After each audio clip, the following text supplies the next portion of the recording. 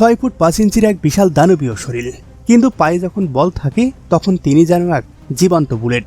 গতি আর শক্তির এমন অবিশ্বাস্য কম্বিনেশন ফুটবল দুনিয়ায় শেষ কবে দেখেছেন? হ্যাঁ, আমরা কথা বলছিলাম আর্লিং হাল্যান্ডকে নিয়ে। তাকে আটকানো সে তো অসম্ভব। এই নরওয়েজিয়ান ভাইকিংদের হুঙ্কারে কেঁপে উঠত প্রতিপক্ষের রক্ষণভাগ। পুরো বিশ্ব স্বপ্ন দেখতে শুরু করেছিল এবার হয়তো ইতিহাস গড়বে নরওয়ে, এবার হয়তো বিশ্বকাপের মঞ্চে সেমিফাইনালে পা রাখবে তারা। স্বপ্নটা কিন্তু আকাশ কুসুম ছিল না। শেষ 16 মঞ্চে যখন তারা ফুটবল বিশ্বের পরাশক্তি ব্রাজিলকে হারিয়ে দিল, পুরো বিশ্ব তখন স্তব্ধ হয়ে তাকিয়ে রইল। সাম্বারদের ব্রাজিলকে বিদায় করে দিয়ে হাল্যান্ডের নরওয়ে প্রমাণ করেছিল তারা শুধু বিশ্বকাপে অংশ নিতেই আসেননি, তারা এসেছে বিশ্বজয় করতে।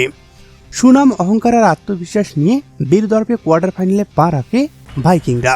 কিন্তু কথায় আছে না, বাঘের ওপরেও বাঘ থাকে। আর ফুটবল মাঠে ওস্তাদের মার শেষ রাতে।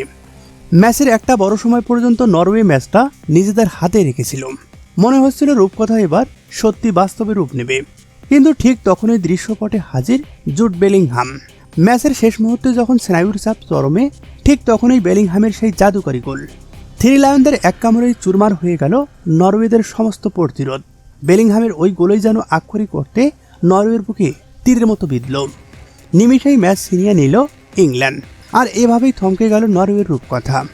মাঠের মাঝখানেই থমকে দাঁড়িয়ে রইলেন আর্লিং হাল্যান্ড। যে সোনালী ট্রফির স্বপ্ন নিয়ে বুক বাঁধছিল কোটি ভক্ত, তা অপূর্ণই থেকে গেল। চোখের জলে বিশ্ব মঞ্চ থেকে বিদায় নিলেন ভাইকিংরা। বিদায় হাল্যান্ড, বিদায় নরওয়ে।